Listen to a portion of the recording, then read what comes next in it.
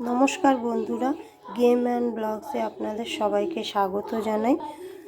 তো আমি আজকে রান্না করব দুধ পনির।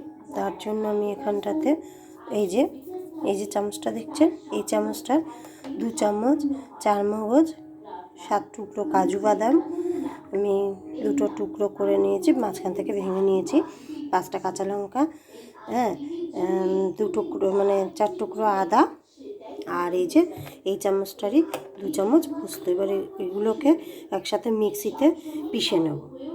তো বন্ধুরা, কড়াই গরম হয়ে গেছে। আমি এবার দেখুন, আমি 200 গ্রাম পনির নিয়েছি। আমি এবার এগুলোকে ভেজে নেব। তো কড়াই গরম হয়ে গেছে, আমি দিলাম এতে তেল। আর অন্যদিকে বন্ধুরা দেখুন, আমি গরম জল বসিয়ে দিয়েছি। এটা একটু হালকা একটু গরম হবে, তো এটা একটু গরম হোক।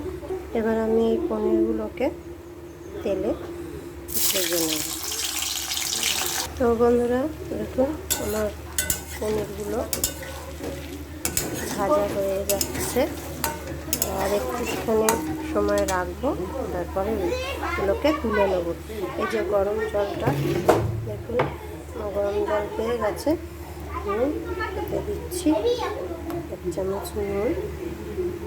নুনটা আপনাদের পছন্দ মতন দেবেন।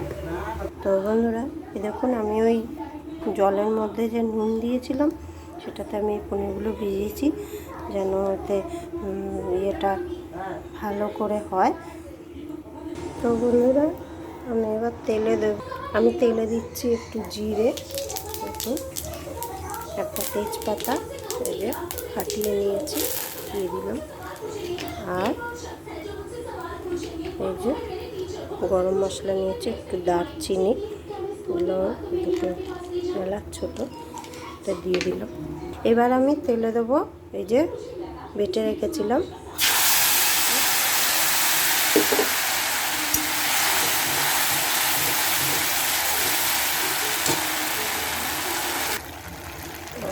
মশলার বাটিটা দিয়ে একটু জল দিয়ে দিলাম, যাতে মশলাটা তুলে না যায়।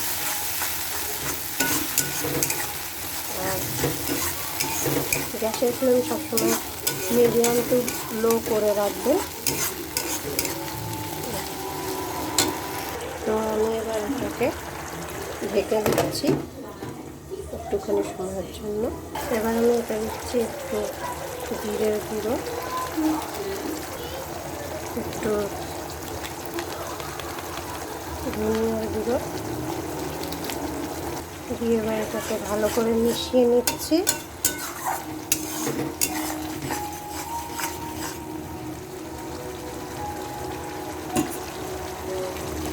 এবার এতে একটু আমি কাশ্মীরি লঙ্কার গুঁড়ো দিচ্ছি কালারটার জন্য, একটুখানি দিলাম।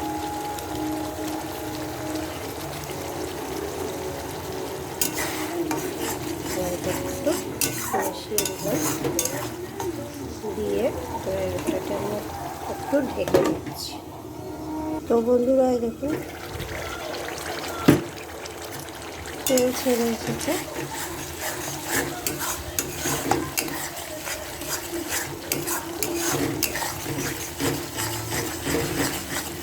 আমি কিন্তু একটু হলুদ দিই দুধ পনিরে, আপনারা চাইলে হলুদও দিতে পারেন, ঠিক আছে। এবার আমি এর মধ্যে গরম জল, নুনে পনিরটা ভিজিয়ে রেখেছিলাম, এগুলো এতে দিয়ে দিই।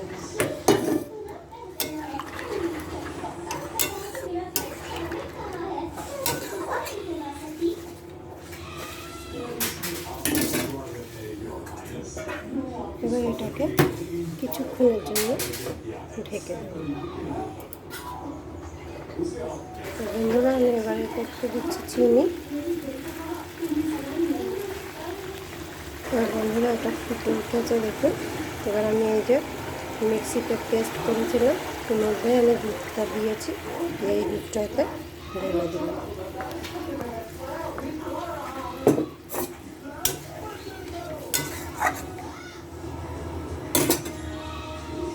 এটাকে একটু ঢেকে দিচ্ছি। তো বন্ধুরা দেখুন আমাদের দুধ পনির একদম তৈরি। এতে আপনারা, ঠিক আছে, আমি যেরকম করে করেছি আপনারাও এরকম করে করবেন, খুব সুন্দর হয়। এবার দেখুন আমার এটা হয়ে গেছে। এবার এতে আপনারা চাইলে, আমি গরম মশলা আর দিইনি, কারণ আমি ফোড়নে গোটা গরম মশলা দিয়েছি, দারচিনি এলাচ দিয়েছি। তো আমি এবার এতে দেব একটুখানি ধনিয়া পাতা কুচি, ঠিক আছে। এটা আপনাদের কাছে যদি কাস্তুরি মেথি থাকে তো আপনারা সেটাই দেবেন। আমার কাছে কাস্তুরি মেথি নেই, ওর জন্য আমি ধনিয়া পাতা কুচি দিলাম, ঠিক আছে। তো আর আমাদের ভিডিও যদি ভালো লাগে ভিডিওটাকে লাইক করবে, শেয়ার করবে, কমেন্ট করবে যে এরপরে আপনাদের কোন ভিডিওটা দেখতে ভালো লাগে। আর আমাদের চ্যানেলটাকে সাবস্ক্রাইব করে আমাদের পাশে থাকার অনুরোধ রইল। আর দেখা হচ্ছে নেক্সট ভিডিওতে। সবাই ভালো থাকবেন, সুস্থ থাকবেন, আর ফ্যামিলি ফ্রেন্ড সবাইকে নিয়ে খুশি থাকবেন। আজকের ভিডিও এই পর্যন্তই, এটুকুনি বলে আমি শেষ করছি। তো বন্ধুরা দেখুন আমার নামানো হয়ে গেছে।